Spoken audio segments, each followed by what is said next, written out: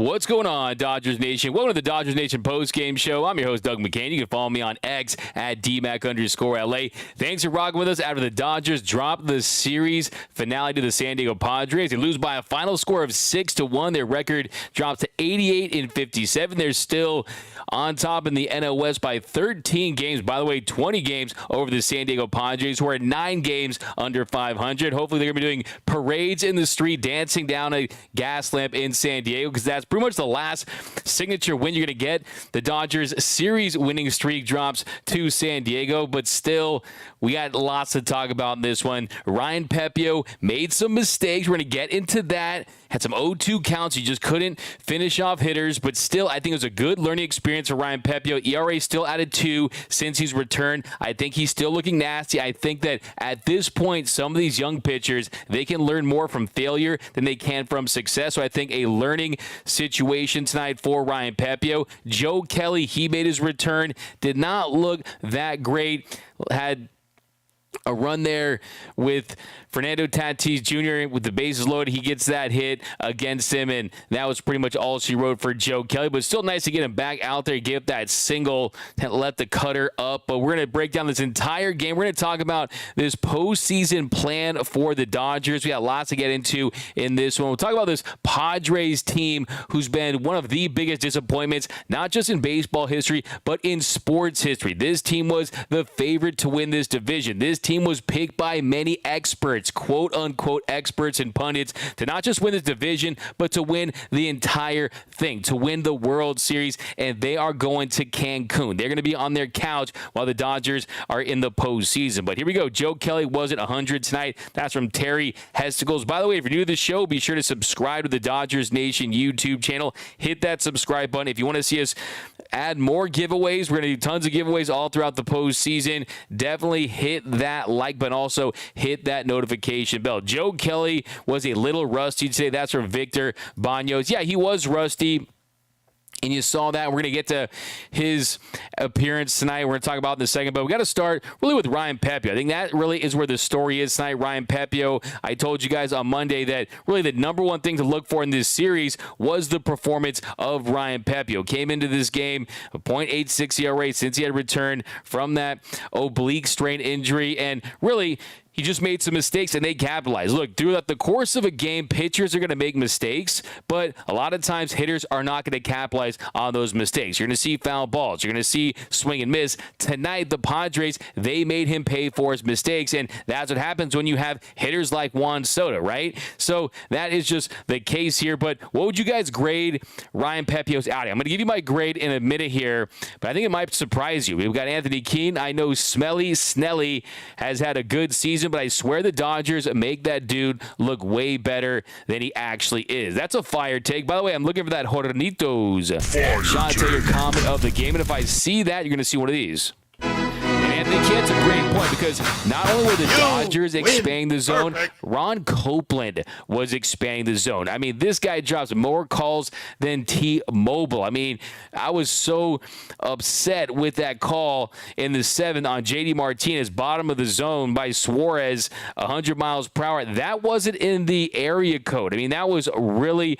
low out of the zone. I don't know if Copeland had dinner reservations at the Palm or something like that, but that was really an embarrassing call. And I think you guys know I'm a proponent of the manager having a few strikes to be able to challenge. And yeah, at that stage of the game, you're already trailing significantly. You were shut out in that one. So would they have used that challenge? Maybe they would have, but out of respect for J.D. Martinez, I think that was just a bogus call. I mean, goodness gracious, put a nail in that plate, right? But Madre fans are still delusional.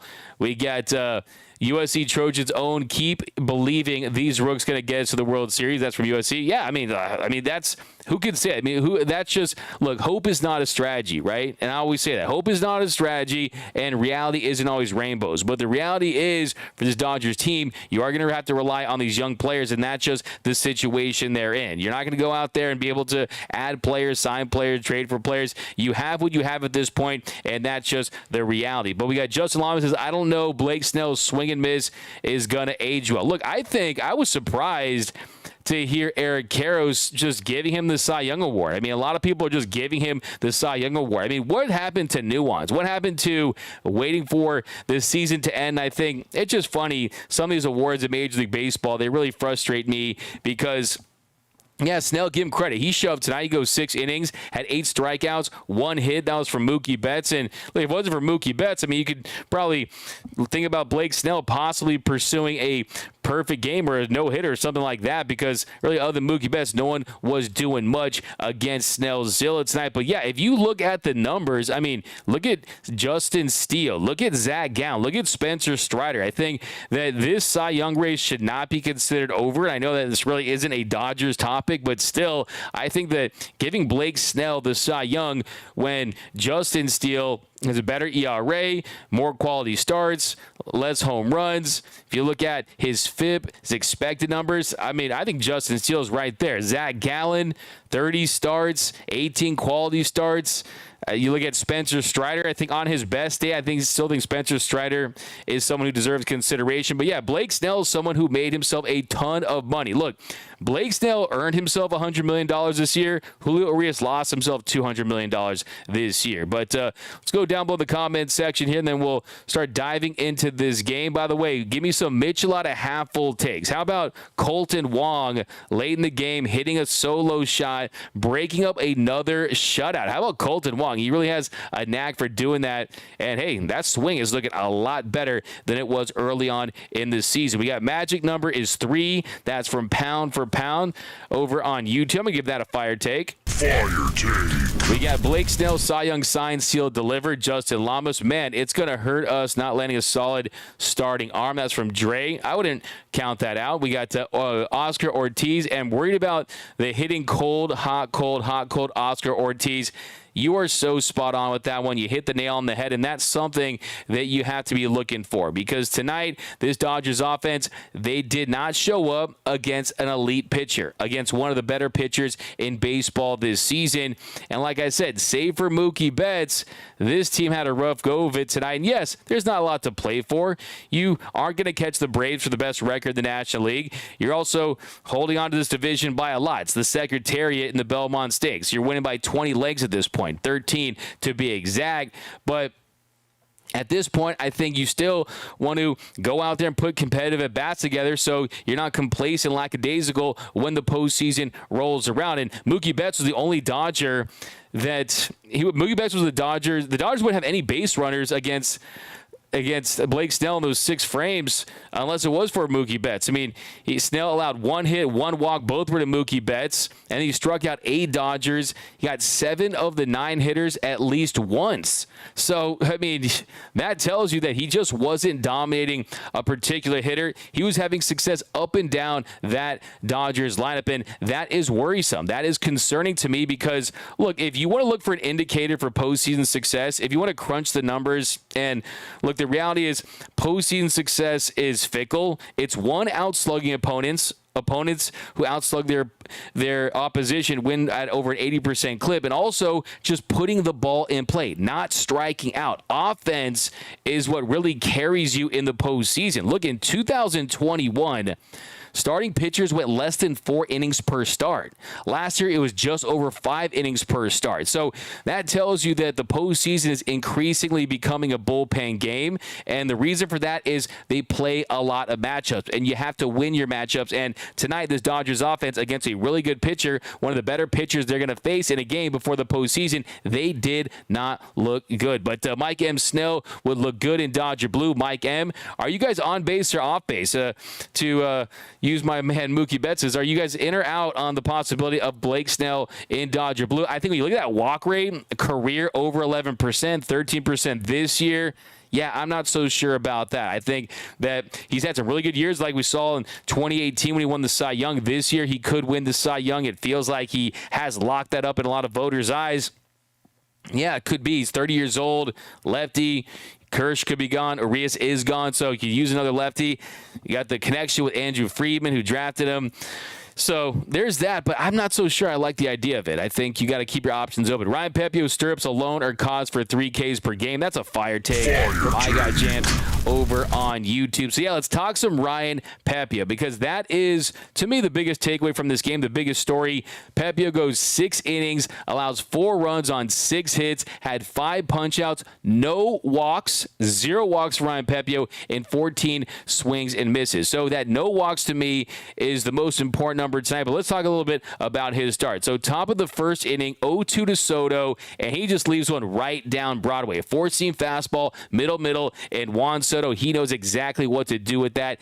He hits a bomb. That makes it 1-0 San Diego. You saw the dugout. This Padres team, they're trying to flex and act like they've won something when they're going to go down in history as one of the most disappointing teams in the history of the sport. So I don't think they should have anything to celebrate, in my opinion. But hey, do you? But then you look at that inning, though, save for the home run to Juan Soto. I mean, he had tons of success. I mean, he struck out Kim swinging, and that at-bat was a 9-pitch at-bat, and I'm looking at that slider. When you watch Ryan Pepiot moving forward, we know he's got the filthy change, right? It's got the ride, it's got the run, it can tumble, right? It's nastier than a gas station bathroom, as I like to say. But that slider, having something that can turn left, having more shapes, that's what he has. And that's what this Dodgers team looks for. That's what this organization looks for. They want the different shapes. You want the changeup that goes down the zone. You want the slider that turns left. You want the curveball. You want the fastball up in the zone. And he's proven that he has all those pitches. And this guy has hit a hole-in-one. He's got a lot of clubs in his bag. But he struck out Tatis for the second out, and that was on a 2-2 pitch, and he goes with the changeup away, and he gets him swinging, and then he gives up the home run to Soto, and that's on a 0-2 pitch. So 0-2, you already threw 2 fastballs.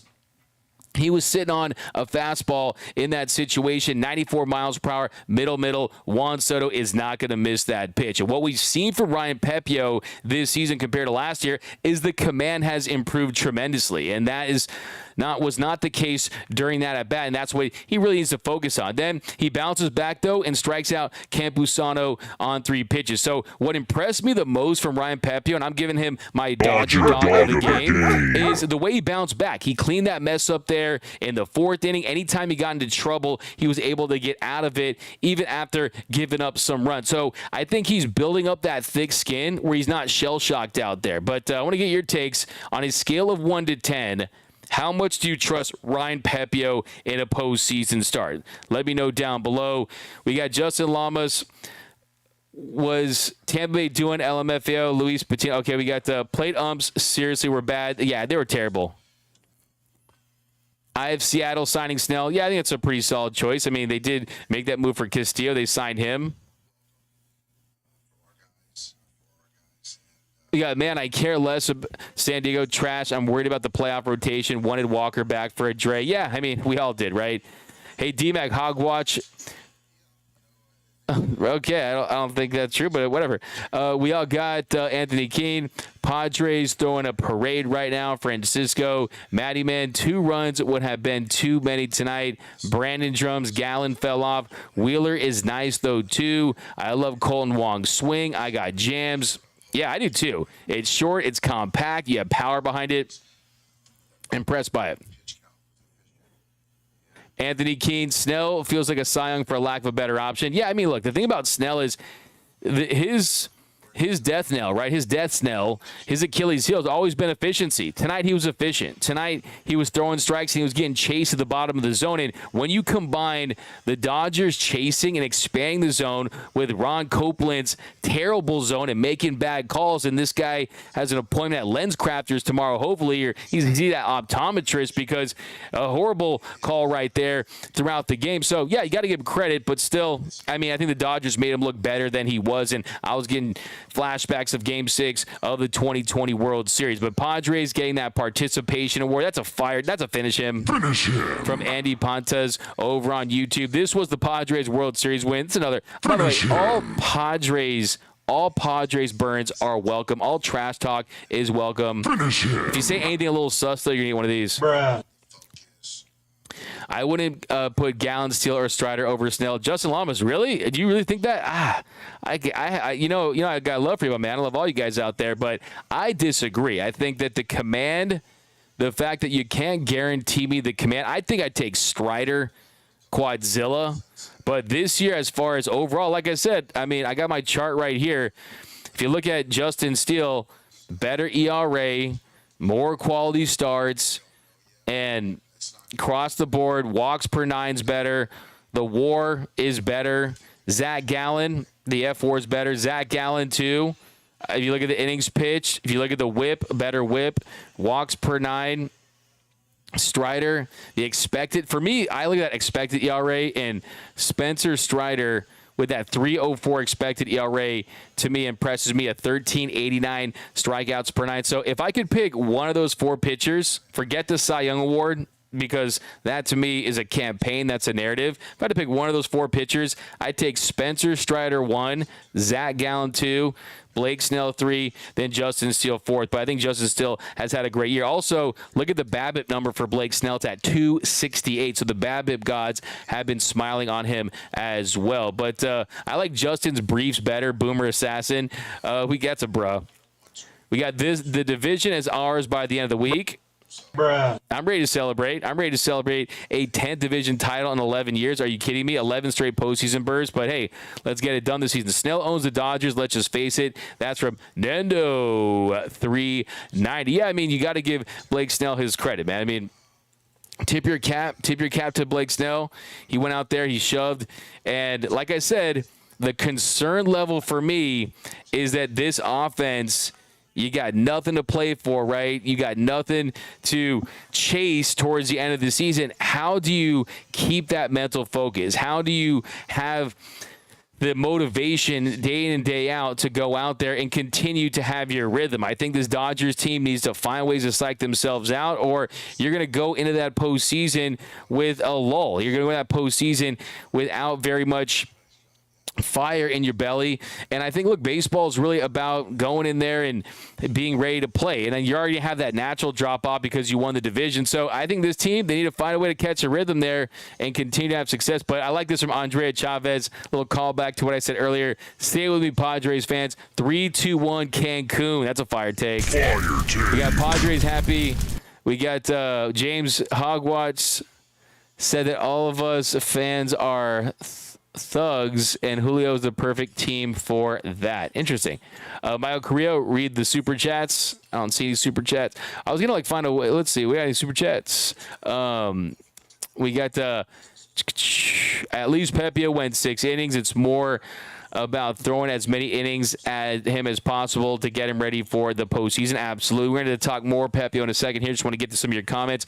Mitchell Hopkins, as long as Kershaw can be good for the start of the postseason, I don't care what happens in the regular season. Absolutely. If you can ask for a couple things on your Dodgers wish list right now, a couple things on my Dodgers wish list, like right now on my Dodgers wish list for their current nucleus they have. Number one would be get Clayton Kershaw back to feeling 100% or anywhere close to it. That would be number one, because then you got a veteran first ballot Hall of Famer as your surefire ace of your staff, your game one starter, and then it goes to Bobby Miller, right? But if you're relying solely on a rookie, it's anyone's guess. Will he be someone that hits the ground running? Will you get an 81 Fernando Valenzuela, right? Or will you get a pitcher that's still trying to learn on the fly? It is a baptism by fire for Bobby Miller. I think if there's a guy that has the moxie and makeup and the mental fortitude to deal with it, it is Miller. There's no question about that. But still, I think, by the way, I love this from Nando 390. Umpire had his Manta mask on. But just to finish my point here, it is something that you have to factor in. My Dodgers wish list, number one, get Clayton Kershaw healthy, and they have moved his start back, and Dave has said it's not because of any setback. He said that it's because they're lining him up for starts and in the postseason. So that's very interesting. It's the Dodgers, so yeah, I'm not so sure that you can always take what they say at 100%, right? You always have to read into it a little more than that, not take everything at face value. But yeah, more Stevie Wonder could have called that game better. There you go. There's a trash talk I'm going for. We got Diane Struder. I love this. Diane Struder, by the way, the fairy godmother of the Dodgers Nation postgame show, says, sounds like I missed a game I would want to miss. Yeah, not a lot happened in this one, Diane. This is not one that you're going to want to get the DVD box set of. Let's just say that. So, yeah, unfortunately, Dodgers did lose tonight. They did not get the dub, and really, it'd be nice to finish the year. It'd be nice to finish the year on a high note against this Padres team, a.k.a. this fraud Rays team that had all the hype in the world, only to absolutely blow it and be the most disappointing team in baseball history, at least in the conversation for that. You look at this Dodgers team, too. This year, 9-4 against his Padres team. They're 35-16 against San Diego since 2021. They've outscored the Padres this year by a significant margin to 75 to 53 on the season. So they should have never played that Kershaw crying meme. They pissed off the baseball gods.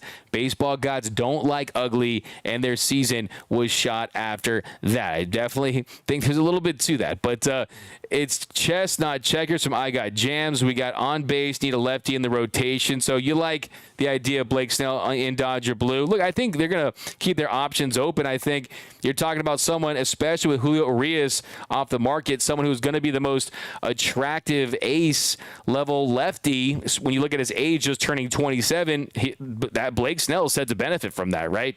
A little older, but the year he's having, yeah, he's going to put himself in a great position to get a nice bag and sign himself a really, really nice contract here. But back below, we got Victor Baños. Dodgers hitters did not make any adjustments in the nasty curve from Snell. Yeah, they didn't. Like I said, 7 of the 9 hitters struck out at least once, and that's not good. That means top to bottom, your lineup struggled against Snellzilla. But let's go back to, they got that bet. It looked like it was going to be a good night. Mookie Betts, he gets a single there in the bottom of the first inning on a 2-2 count, changeup, down and away. Really nice piece of hitting from Mookie Betts. He's able to just rip one into left, but after that, really just not much doing.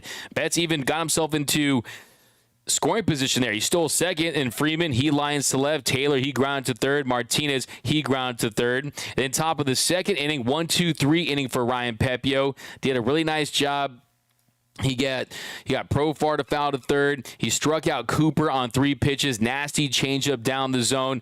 Big key for Ryan Pepiot. Just keep that changeup down in the zone. Like my friend Dontrell Willis, the D-Train likes to say, live low, live long. Keep it down, stay around.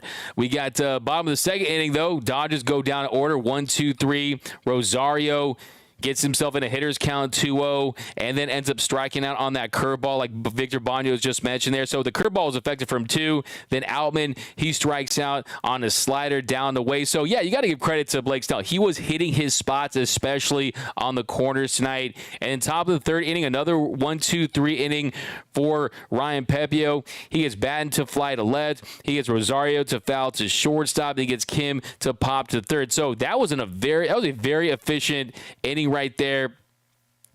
So you got to give him a lot of credit. So 8, 9, 10, 11 pitches. So really nice job. Then bottom of the third inning, Snell dominating. Rojas strikes out with the curveball, down and in, nasty curveball, expanding the zone. Barnes, he strikes out, 4-seam fastball, 96 in the zone. Then Betts, he draws a 2-out walk.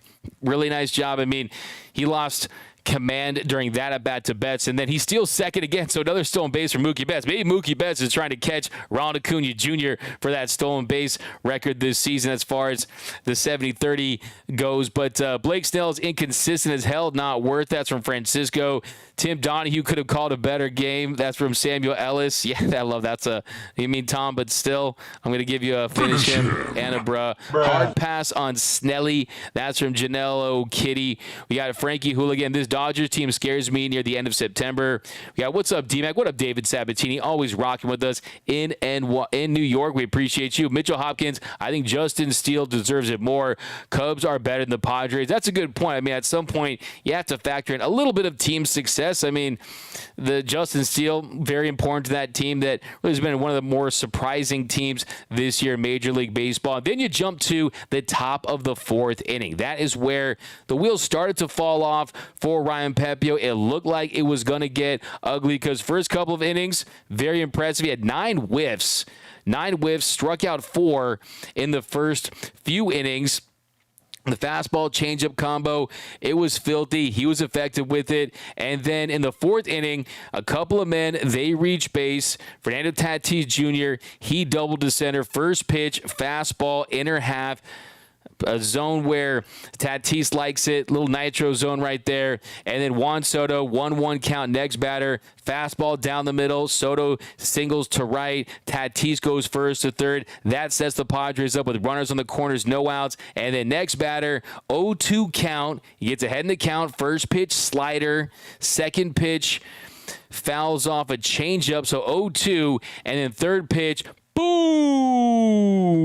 3-run home run for Luis Campusano on that changeup. Left it a little upright there, and that gave the Padres a 4-0 lead. But this is where I commend Ryan Pepiot. Years past, last year, maybe he folds like Superman on Laundry Day in that situation, but that was not the case. He bounces back nicely. He gets Profar to ground to shortstop for the first out, gets Cooper to ground to third for the second out, and then gets Grisham to fly to center for the third out. But the Padres get 3 runs on 3 hits in that inning.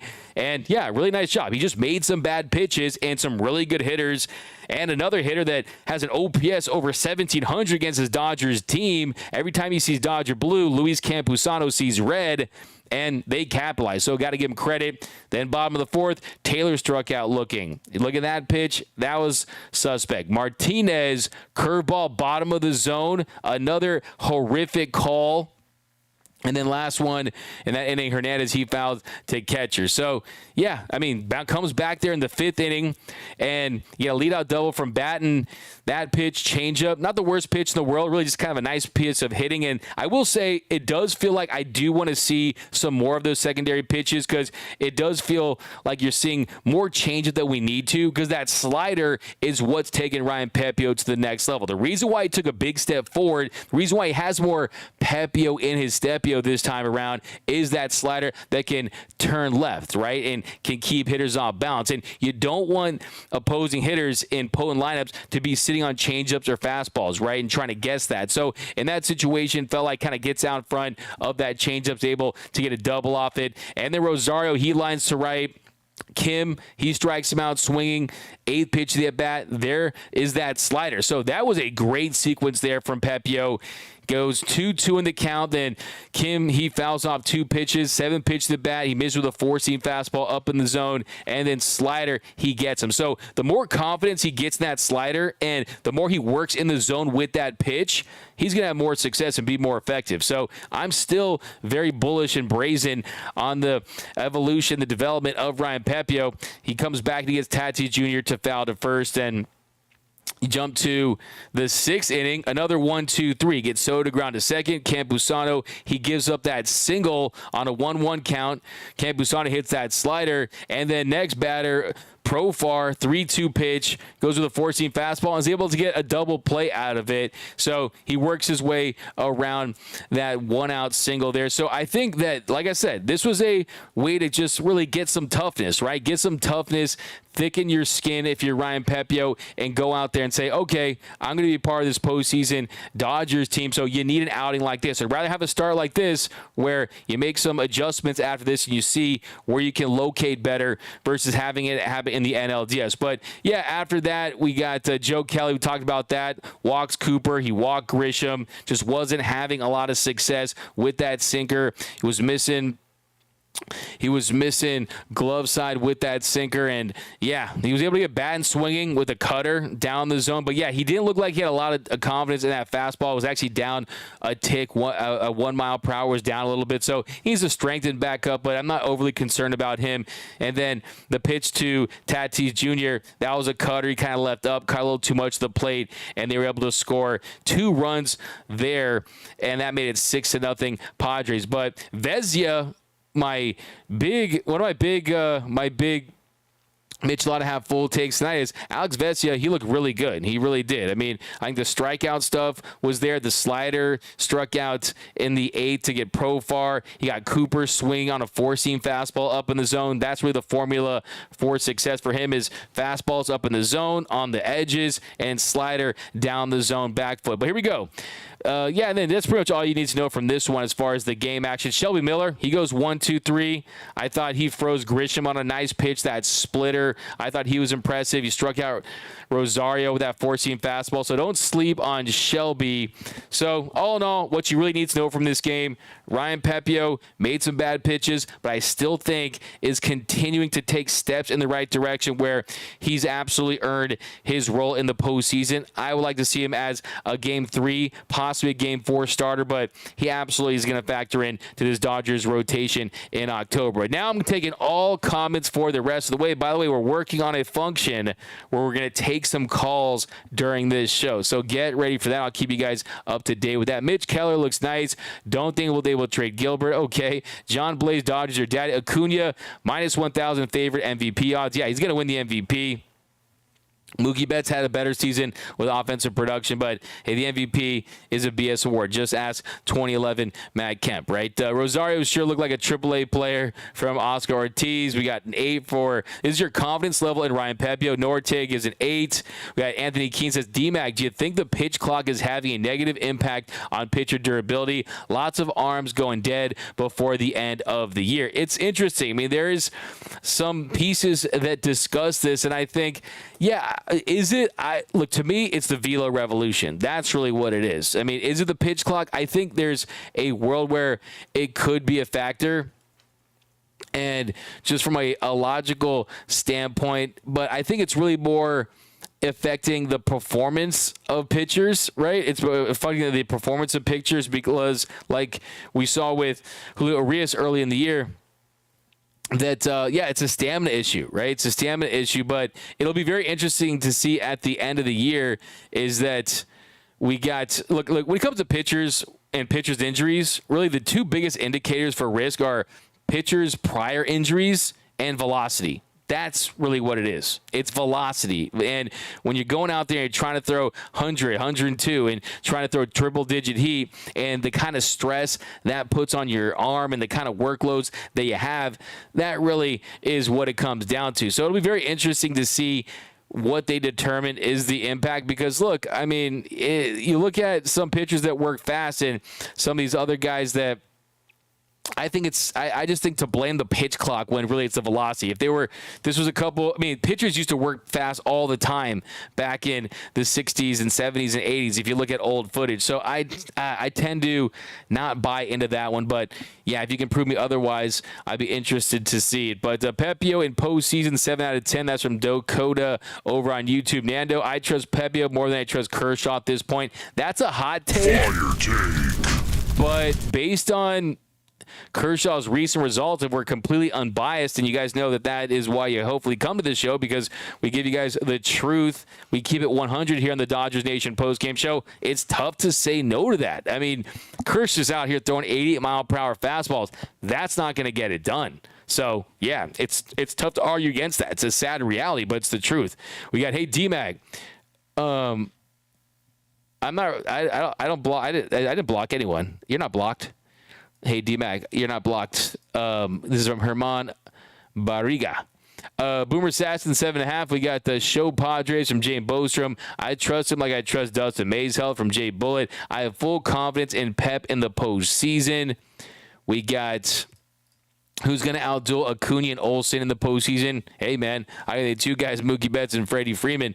We got Frasso, Ryan, look like they could be good. Potential Logan Gilbert, B+ pitchers. That's from Hepatitis C. Later. Yeah, I think that Nick Frasso is another interesting name, but yeah, we'll see. By the way, just some notes from Dave Roberts from the pregame scrum, which some I found a little interesting. He said that about Will Smith, who is starting to, you saw the night he had yesterday, home run, he had a double. Tonight, Smitty, he ends up getting a nice little day off for Smitty, and I think that was definitely important for sure. You want to keep him fresh as possible. But I found it really interesting. Dave Roberts said that he was dealing with something. When he got hit in the rib a few weeks ago, that Will Smith underestimated how that would affect his mechanics and his swing as a whole, and that he was subconsciously protecting it. So that kind of explains kind of the lack of slug from Will Smith of late, because you're not seeing a 100% full Smitty barreled up swing in the last couple of weeks, and you kind of go back and look at some of those highlights and some of his at-bats, and you can really see that. So, yeah, I think that Will Smith is absolutely pivotal, and the fact that he's feeling good again, he's starting to barrel up balls and slug again, that's going to be massive. He said that Kyle Hurt wasn't a tough decision. He delivered. He said Joe was going to come back. We knew that, but, yeah, we'll see. We'll see what happens with Kyle Hurt moving forward. Then he was asked about his vote for MVP. Didn't want to give anything on that. He said that Ryan Yarbrough is still on track to join the team in Seattle. So, yeah, I mean, it was really good. But D-Bag, no pitching, no dice from Lakers fans. Absolutely. Dodgers should get Snell. It's from Mitch Master. We got you guys out here talking about Ron Copeland's terrible calls. Yeah, I mean, just bad calls, man. You need a robo-ump. You need to give the manager an opportunity to challenge calls. I mean, more bad calls than a telemarketer tonight. But let's be real. We should take any pitches we can get. No D-Made, no Gonzo, no Julio, maybe no Kersh next year. We're desperate. From J Bullet TC. Yeah, when you paint that picture and you say it like that, why not? But we got Justin Lamas. Do you think the Dodgers can sneak in her for the postseason? I've heard it's possible. It is possible. I mean, absolutely is possible. And I think, look, of course, is it going to be K-Rod? Probably not. K-Rod was ridiculous. I mean, he was the youngest pitcher to get a win in a postseason at age 20. I think he had 28 strikeouts and like 70-something batters he faced. It was absurd what he did. But their parallels are, you're talking about something from AA to AAA.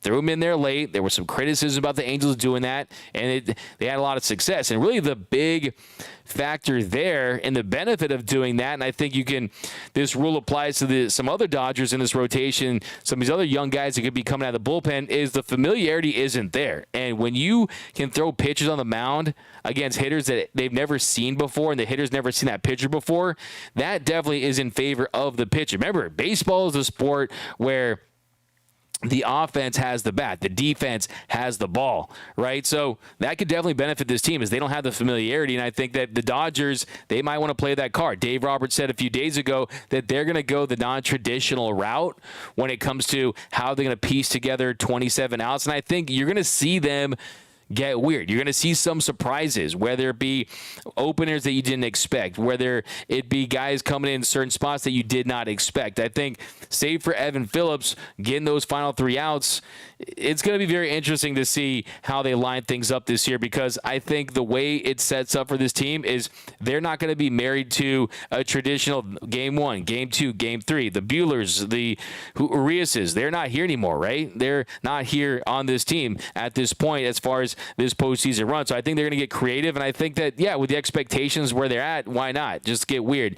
All right, so let's jam out some comments, guys. We got D-Mac, are you worried about Kershaw? I am. Francisco, absolutely I'm worried about Kershaw. Absolutely. This is no sugarcoating it. I mean, this guy is dealt with injuries, and it's not a back injury. It's a shoulder injury. That's why I've said for a long time that every time it's a Kershaw day, it's a special day for a myriad of different reasons, and that is that, hey, these 16 years have gone by very quick, right? It's a blink of an eye, and I've enjoyed every minute of it, but just like that, it could be gone. Look at Aaron Rodgers, right? Look at Aaron Rodgers and the Jets. I mean, that Jets game was insane. You had kids that had number 8 Aaron Rodgers jerseys chanting Aaron Rodgers. They didn't even make it to their seats yet before he was injured and done for the year, right? So you just never know with sports, and yeah, absolutely. But we got what up, D-Mac NY says, hello, what up, David Sabatini?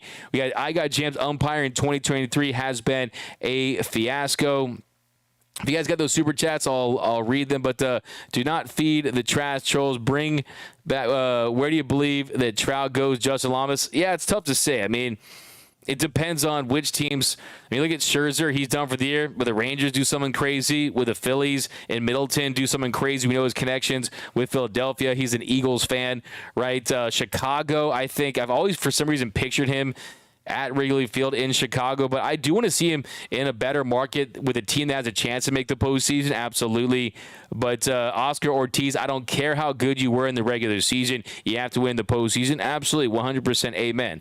Rosario or Wong, hey, a tough choice, right? I think what they want from Rosario, though, is a guy that can match lefties. The reality is he's still been able to do that, and then we've seen this Dodger team struggle with that in the postseason. Trout going to stay in Newport Beach. That's from NS. Yeah, I mean, it's not the worst life in the world, right? $37 million a year. You sign that absurd extension, and yeah, the reality of the situation is going to be a first ballot Hall of Famer who signed a 12-year, $426.5 million contract. And yeah, I think for his sake, for his legacy's sake, it'd be nice to see him on a better team with a better organization. But yeah, at some point, you got to make the best decision for your career. And he's been limited. I mean, he's missed almost 60% of the games since 2020. It's always something with Mike Trout these days. But D-Mac, no starting pitcher, no World Series. Lakers fan, I'm going to say what I said. I'm going to sound like a broken record over the next couple weeks with this, is that starting pitching, it's overrated in the postseason in the sense that teams are not letting their starters go deep into games. You're not seeing 3 times, 4 times, absolutely not through the order, right? You're seeing 4 innings, 5 innings tops on average. Last year, it was just over 5 innings. In 2021, it was under 4 innings per start for starters. And maybe that's because you're coming off the COVID season. I think that could be a possibility. That's just a guess of mine. Maybe it's not. But still, you're seeing it's increasingly becoming a bullpen game. Teams playing the matchups, and the team that hits, a team, not only that the team that hits, a team that avoids the cold spells by not striking out, putting the ball in play, sac fly here, ground ball there to get a run across. Putting the ball in play is such a premium, and that's one of the biggest indicators is teams that don't strike out a lot have success in the postseason. So we got, hey, D-Mac, what's good? I'm still sick. Wish me luck. Please go Dodgers. Yeah, D-Cam, hope you feel better. D-Mac, what the F did I just watch? Andrew Wall. Yeah, not a good game. We got Eric Dilly. What's your postseason rotation right now? I got Kirsch, Miller, Lynn, Pepiot. Yeah, I think that's a solid. That's solid. I think you could go with that. I mean, I think Lynn needs to pitch better. Yesterday, I think if you look at Lance Lynn starts, the shapes were back, right? You saw fastball, sinker. You saw a curveball. You saw the mix was definitely more consistent with what they're looking for as far as the variety of shapes on his pitches. Then also the efficiency was back. I mean, last couple starts, the efficiency wasn't there. So even though he was at 100 pitches, right, he wasn't going deep into games. Yesterday, 111 pitches. So like I said, they need to be a Pac-Man pitcher guy that goes out there and eats innings. But yeah, I just read your comment, Andrew Wall. By the way, we've got Showtime fans. Maybe Mookie Betts help Dodgers recruit Ohtani. Hey, I'll never forget, Shohei Ohtani was asked who impresses him. He said Mookie Betts. And you saw the connection there when the Dodgers played the Angels at Dodger Stadium. So yeah, definitely think there is going to be some of that. But that's going to do it for this episode of the Dodgers Nation post-game show. If you have not yet, be sure to hit that like button on your way out. Be sure to hit that subscribe button if you have not. Hit that notification bell. We'll be back tomorrow for the Blue Heaven podcast with me and Real FRG Clint Pepiot. So tune in for that. And we'll probably drop some more post-game shows as much as humanly possible. But here we go. A couple more. Dodgers fan Noah. I was at the game. Dodgers are too aggressive. Does this affect them for the playoffs? Really, I mean, this team's MO is not expanding the zone. Tonight, you saw that. You saw a combination of expanding the zone, that slider down the zone. You know how filthy it is, the deception, the way Blake Snell can hide the ball, and he does a really great job when he's on. But you also had Copeland making some bad calls. And yeah, look, it just was not a good night for the Dodgers bats, not named Kolten Wong. But that's going to do it, guys. Mitch Hoggins says, thank you for the therapy session after loss. Hey, I'm here for you guys. I'm your Dodgers shoulder to cry on. But thanks again, guys. As always, my name is Doug McCain. You can follow me on X and Instagram at DMAC. We got David Septon, home plate up, needing a seeing. Oh, this is my comment of the night from David Septon. Home plate up. Needed a seeing eye dog of the day. Dog of the game. Awesome. But see you guys next time. As always, remember, nothing brings together quite like Dodger baseball. And until next time, think blue, bleed blue,